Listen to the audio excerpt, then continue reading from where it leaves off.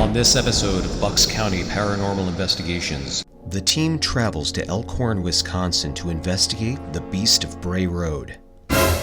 Eric Mintel, Ellen Collins, and Dominic Sattele descend on the farm of Lee Hampel. What they were about to discover will shock and amaze you. Bucks County Paranormal Investigations tackles the Beast of Bray Road.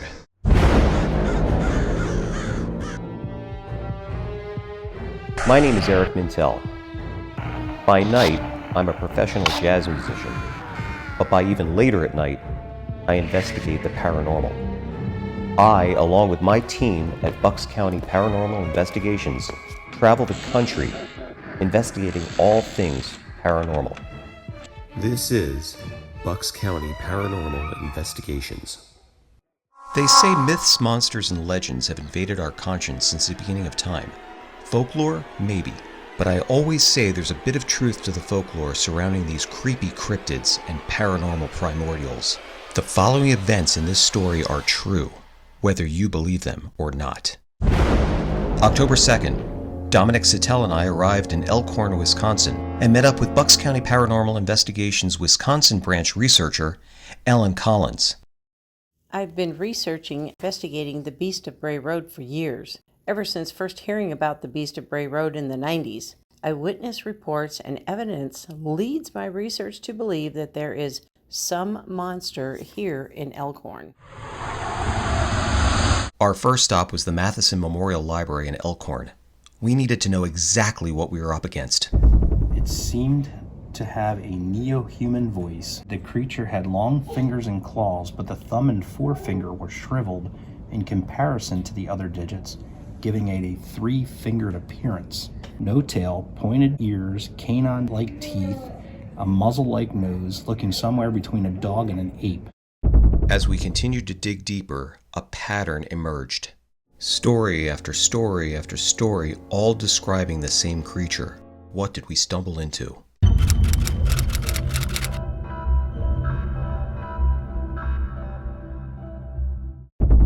After the library and driving down Bray Road, we made our way over to Lee Hampel's farm. But before we did, we had to stop and see this incredible carving of the beast. So here again, this is how popular the Beast of Bray Road is. I mean, look at this unbelievable sculpture right in this gentleman's front yard. The Beast of Bray Road is alive and well right here in Elkhorn. We headed to Lee Hampel's farm and met with our first witness, Lee's brother, Fred Hampel.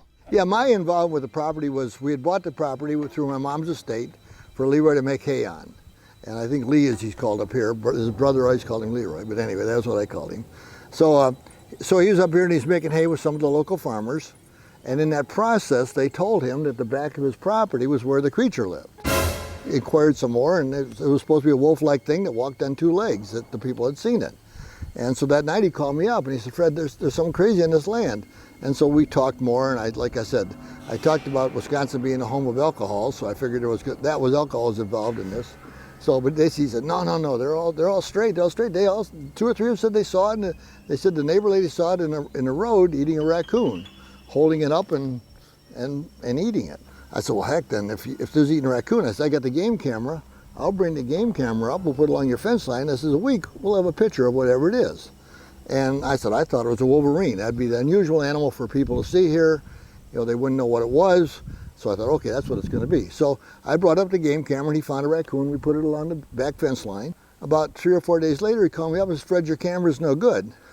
I said, well, it's old, but I think it's always worked. What's wrong with it? He says, the raccoon has moved all over, and there's no pictures. I said, well, I don't know how there could be no pictures. I said, did you have it aimed where the raccoon? Yeah, I checked and everything. He said, I got a picture of the raccoon. I got a picture of me putting it up. But he said, there's no pictures of anything. And the raccoon's moved 8 feet.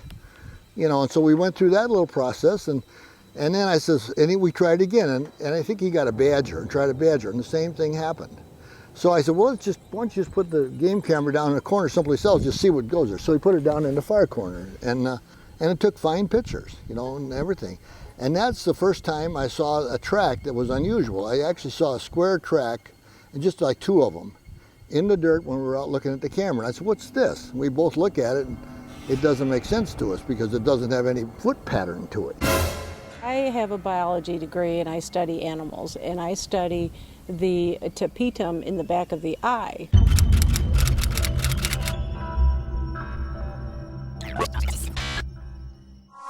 Which in wolves is usually yellow or orange, or any cat is either green or yellow.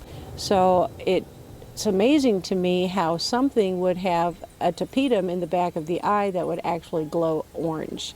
What type of species is that? When Lee's seen it, and I've heard it from other people, it looks like it's internally generated, which is, now there's another phenomena that, yeah, that, you know, that from the couldn't eyes occur that- if it was just a normal animal, because the only time you can actually see the tapetum is when a light flashes on it. right. And Leroy said as the thing moved from the road where he saw it out into the field right down here, you And know. the eyes never changed No, color. he said they didn't. They're the same power reflection. And I went from being like, there's nothing to this, to, I really feel there's a phenomena here.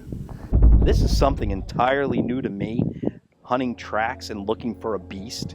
I mean, I've been out and I've looked for Bigfoot, but this is something entirely different.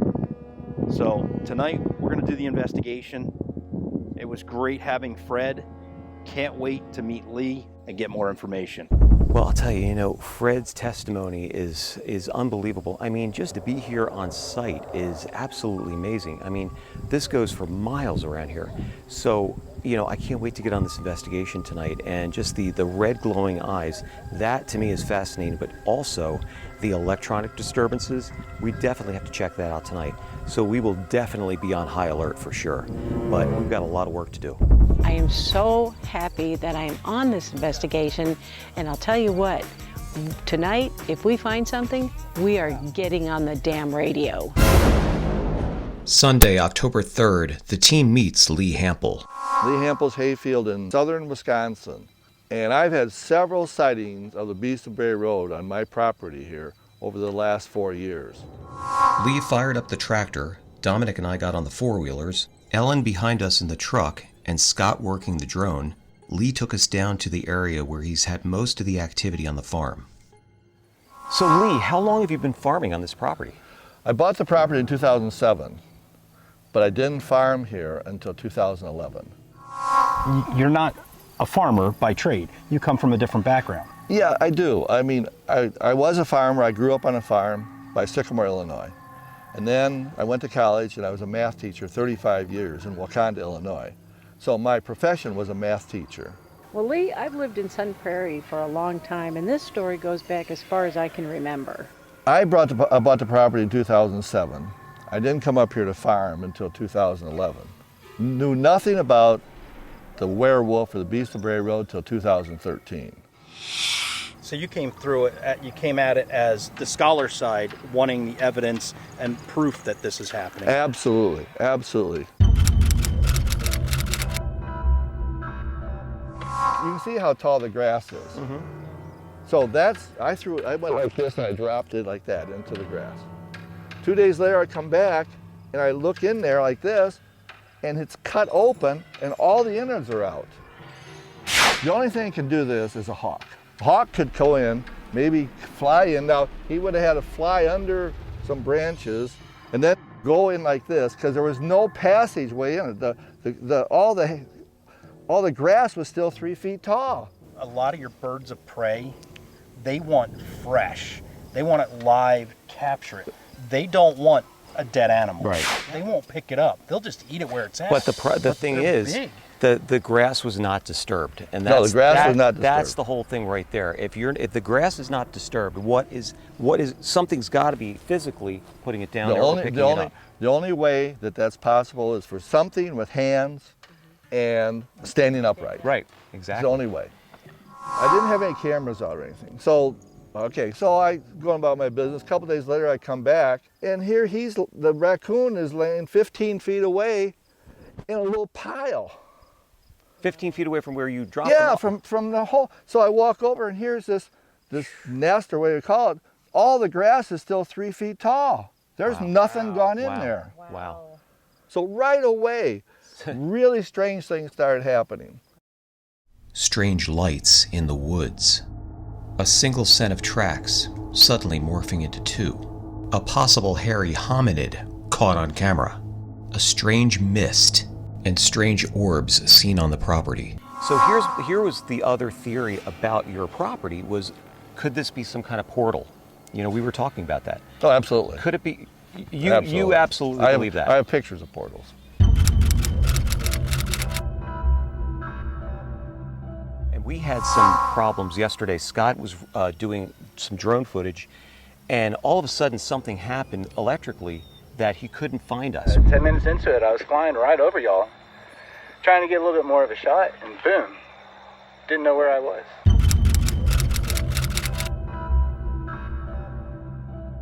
I had to like find my way around. I thought y'all were hitting that gap right there, so I went there. When I came out, I'm like, where the heck are y'all?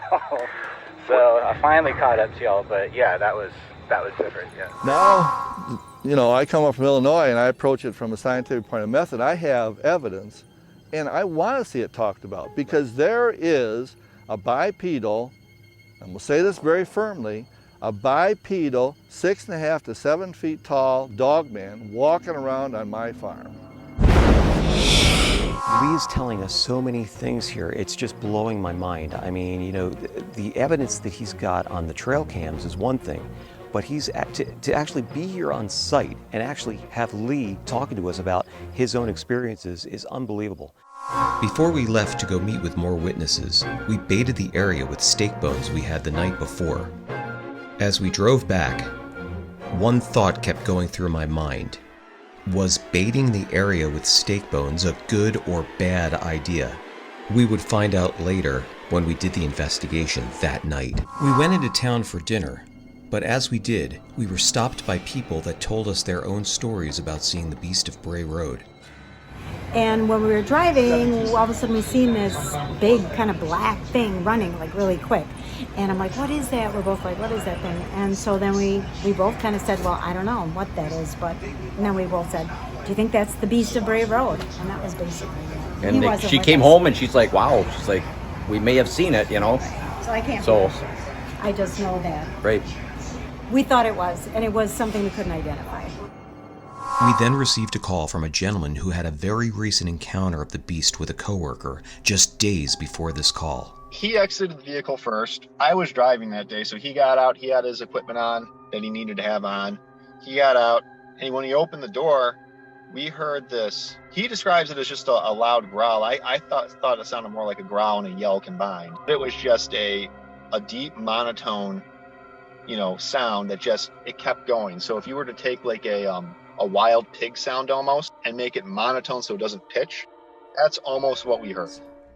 Back at the farm, Lee continued to show us pictures of very strange anomalies, including a possible picture of the Beast of Bray Road on Lee's property, more strange orbs in the sky, unusual hair samples, unusual in the fact that when under the microscope, they were absent of the medulla.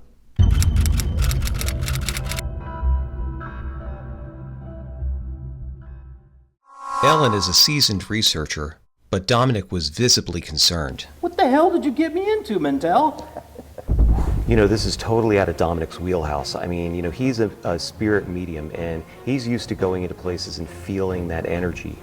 This is a whole nother situation. Now, we've got orbs in the field. We've got some kind of weird electronic energy that we're going to check out tonight. We're already losing daylight. Well, Lee, I mean, I want to tell you, thank you so much, man. Well, I mean, yeah. You have given us so much information. Our minds are blown. And if it's okay with you, we'd like to do a night investigation in the field back there. Absolutely. Okay. Absolutely. Well, we're going to give you a full report in the morning. Okay. And again, thank you so much. Yeah. Thank you. All right. Yeah, good luck, you guys out there.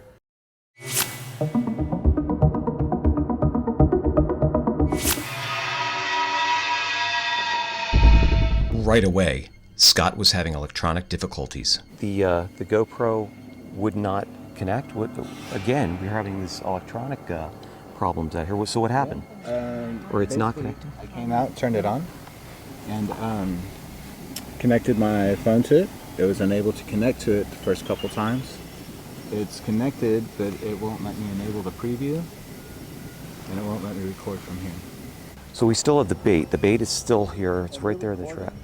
So guys, I'm glad we're out here. We're right out to where Lee's, where the barrel is and where he's been getting a lot of activity here, man. I mean, what he just showed us just blew my mind. So Ellen, I'm gonna give you this. This is what we do here at Bucks County Paranormal Investigations. Take this radio, take this flashlight, okay? And now if you see or hear anything, get on the damn radio. But we're gonna stick together, okay? Are you ready for this? I am ready for Are this. you okay? I am okay. Okay, good. At least somebody is. We no sooner started the investigation when Dominic brought to our attention a bright light in the night sky.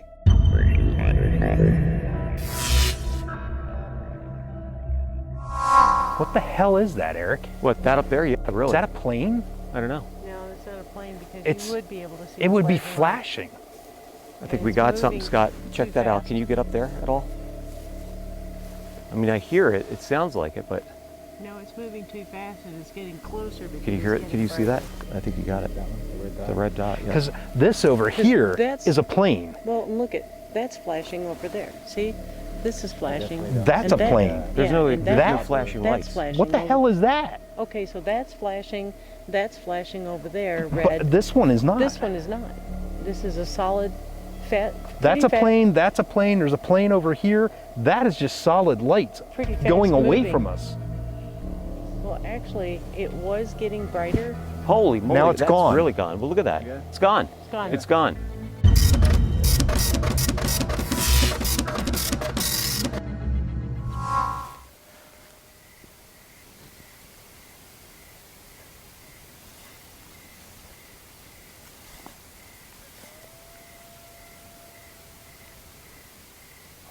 There's something there. Are you hearing this howl? I am hearing this howl. It's coming from over that way. Oh, uh-oh. That's getting closer.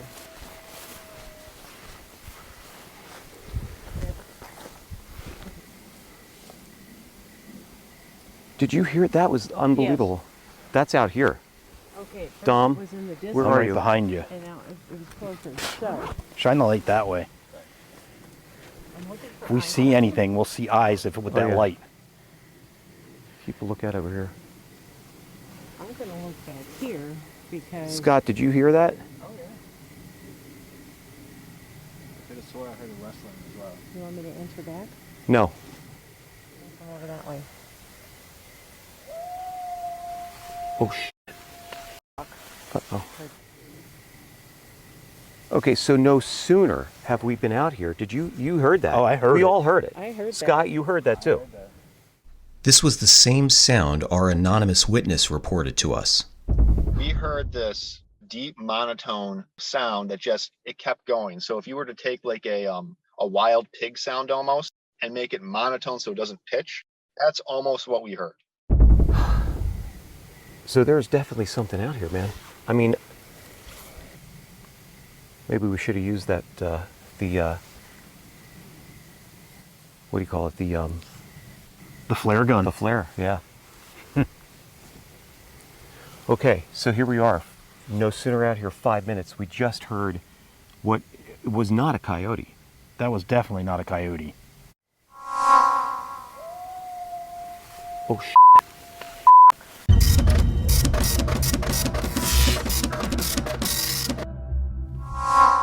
Suddenly, I noticed a mist starting to form around us. Oh, look at the mist. Look at the mist coming up. See it? At the same time I noticed the mist, I also noticed our wireless mic started cutting in and out. It's starting to mist up here.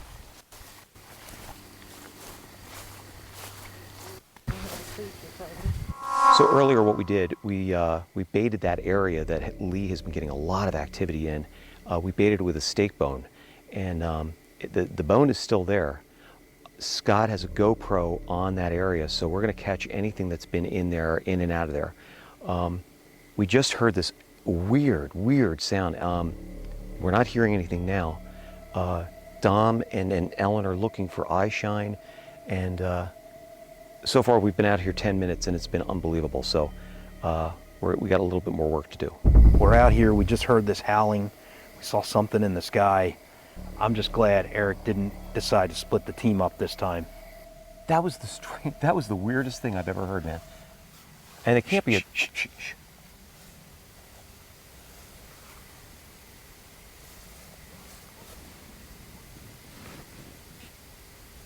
Rustling.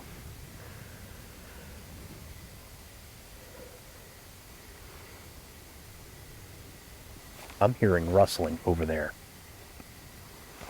Whatever that was right over here. It was in this area. About the same time Dominic heard the rustling, you can clearly see eyes shine across the field from us. Clearly something was stalking us. I'll tell you what, I mean, we've only been out here 10 minutes.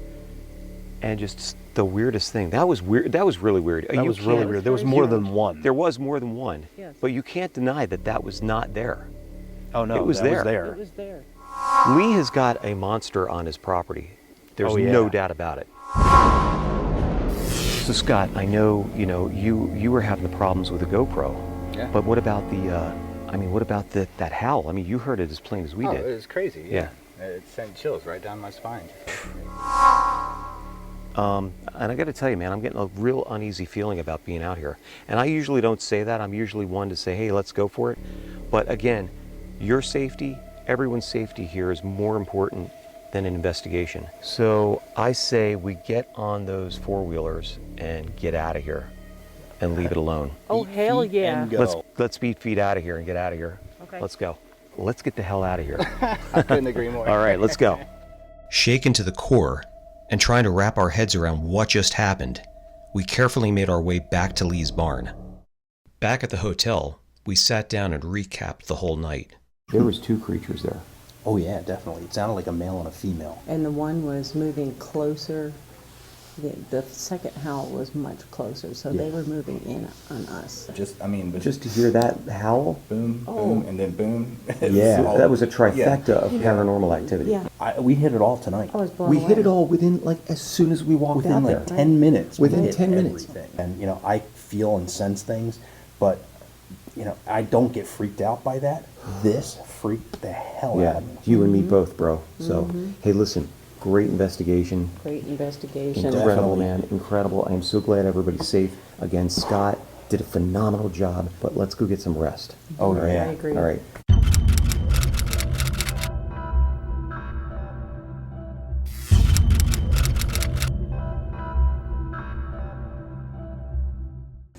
So, Dom, I think we brought something back with us. we might have brought something back, man. I'm telling you, this is just weird. I mean, last night, we're still trying to wrap our heads around it. Crazy. The UFO, the howling, the mist. We hit the trifecta. Oh, we have trifecta of paranormal activity. It was unreal. And it's still going on. Oh, no doubt. And, and then right in the middle of the night, the entire town of Elkhorn goes out of power. So I can't, oh my God. There was no storm. No. No storm, nothing. And the footage we got last night, I can't wait to check it out. So unbelievable. So we're wiped out. What an investigation. Hell of an investigation. Good one, brother.